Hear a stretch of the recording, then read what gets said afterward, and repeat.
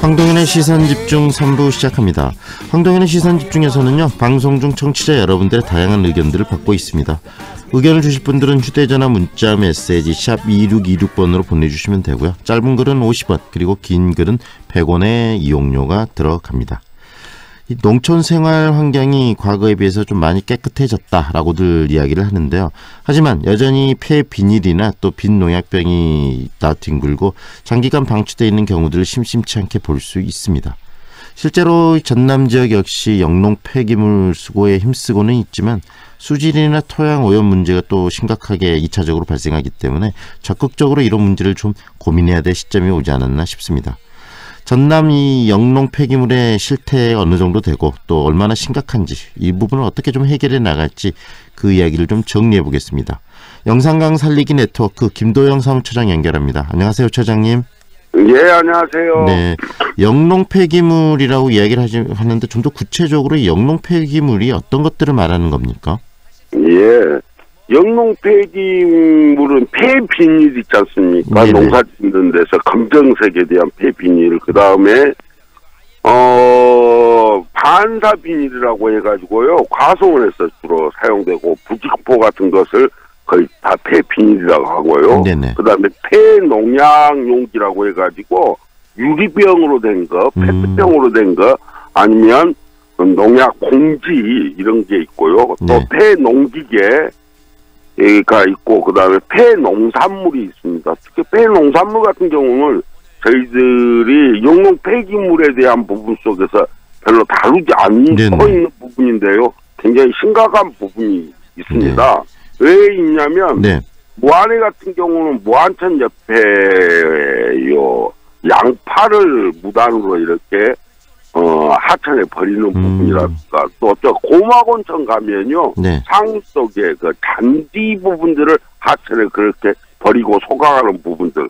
또 네. 일반적으로 이 하천에 보면은 뭐 배추라든가 고추대라든가 뭐 이런 양파, 마늘, 네. 뭐 이런 부분들을 많이 버리고 있어서 이 부분도 오늘 영농 폐기물에 대한 부분에서 같이 다뤘으면 좋을 것 같습니다. 방금 이야기를 들었는데 비닐이나 농약병 같은 경우는 쉽게 이해가 좀 되는데 농산물은 썩고 그다음에 그것이 자연 순환적으로 사라지기 때문에 별 상관이 없지 않느냐라고 생각할 수도 있는데 그게 아니고 이 지금 농산물들 버린 것들도 자연 하천이나 이런 부분들을 굉장히 오염시킨다는 이야기시네요. 예, 하천에 버리게 되면 수질에 대한 부영양화가 나타나서 녹조 부분이라든가 네. 이런 부분들을 일으킬 수 있는 주 요인들이 되고 네. 있습니다. 실제로 방금 이야기하신 이런 영농 폐기물들이 전남 지역에 지금 굉장히 많이 쌓여 있습니까? 어떻습니까, 실태는? 전남도 발표에 의하면 2005년부터 2007년간 연평균 47,000톤 정도 이렇게 발생을 한다고 보거든요. 보고를 하고 있거든요. 네.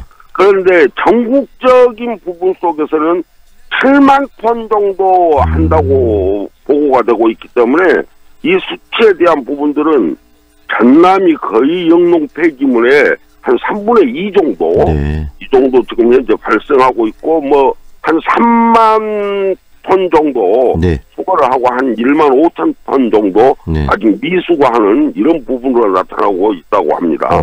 실질적으로 수거는 한다고 하지만 또 미수거된 양도 1만 5천 톤 이상이면 상당한데요.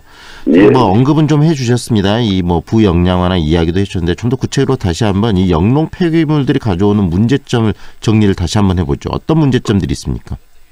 뭐 경관에서는 뭐 악취 발생 이런 부분들은 기본적으로 나타나고 있는 부분들이 있고요. 네.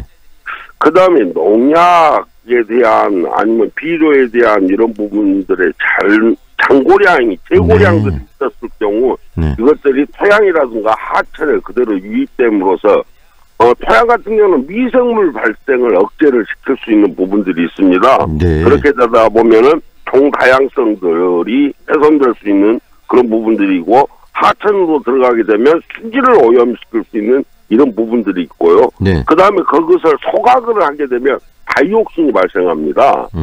다이옥신을 발생하면 대기에 대한 오염을 가져올 수가 있고 다이옥신은 실제적으로 청산가리 한 10,000배 정도의 독성을 갖고 있다고 합니다. 그리고 네네. 이런 부분들은 전쟁에서도 사용됐던 부분들도 있고 그러다 보니까 굉장히 위험하게 암이라든가요. 네. 저런 부분들을 발생할 수 있는 하나의 요인이 되는데 우리 어르신들이요. 하천가라든가 아니면 농가 옆에서 그 폐비닐을 태우고 계셔요. 네네. 그런데 그걸 그냥 불만 지펴놓고 있으면 하는데 또 뼈리끼적 하다 보면 다이옥신을 그대로 다 마시고 계셔요. 그래서 네. 암을 유발시키는 이런 부분들이 있어서 다이옥신은 1500도 이상의 열을 가했었을 때 발생하지 않고 그 밑으로 네네. 열을 가했을 때 발생하기 때문에 네. 이 주변에서 농가 주변이라든가 하천 주변에서는 무조건 다이옥신이 발생한다고 보면 됩니다. 그래서 그런 부분들은 태우는 것보다는 네. 수거 재활용할 수 있는 이런 부분으로 가야 된다고 봅니다. 네. 지금 수거가 한 3만 톤 되고 이 전남 지역에서 1만 5천 톤 정도가 남는다고 이야기했는데 이렇게 수거가 한계점에 부딪히는 이유는 어떻습니까? 예산상의 문제, 뭐 인력의 문제 다양하게 있을 텐데 어떤 이유 때문이라고 분석하시나요?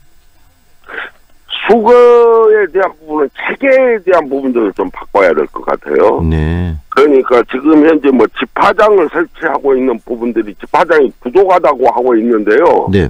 이 부분들은 아마 요즘은 시골 가면 폐가옥들이 많습니다. 폐가가. 네. 그런 부분을 활용할 수 있는 방법도 좀 고민을 해봐야 될 것 같고. 네. 두 번째 부분은 어르신들이 이 농사 현장에서 집화장까지 옮길 수 있는 이 여력들이 없어요. 네. 그 부분들은 현장으로 직접 가는 방향도 좀 고민을 해봐야 될 것 같고요. 네. 그 다음에 뭐 일부 지자체에서는 이 환경단체들 아니면 새마을 분야라든가 이런 사회단체들이 직접적으로 수거를 도와주는 방향들로 가고 있더라고요. 네네. 그래서 그것을 정기적인 부분으로 좀 갖고 갈 수 있게끔. 네. 정기적인 부분이라는 것은 봄 농사철 시작되기 전에 네. 이렇게 한다든가 가을 농사철 끝나고 난 다음에 한다든가 네. 하는 시민사회와 결합, 그 다음에 지자체의 적극적인 힘, 뭐 이런 것들이 굉장히 필요할 것 같습니다. 우리 지금 처장님과 이야기를 하면서 결국은 이 영농 폐기물 우리가 별로 주목하지 않았던 이 부분이 얼마나 생활 속에서 위험한지 충분히 이해를 했고요. 이제 수거를 좀 더 확실해야 될 필요성이 있는데 현재 시스템을 가지고는 좀 한계가 있기 때문에 좀 더 적극적으로 시스템들을 만들어내는 작업이 이제는 좀 필요하겠네요. 예, 그렇습니다. 네, 이게 영농 폐기물 대안으로 이 마을 공동 집화장 확대 이 부분을 좀 꾸준히 제시하기도 있기도 하고 그러는데 현재 이 전남 지역에서 이 공동 집화장 확대 이 부분은 좀 많이 늘었나요? 지금 현재 뭐 마을이요, 농촌 마을이 한 6,795개, 6,800개 정도 되는데요. 네네.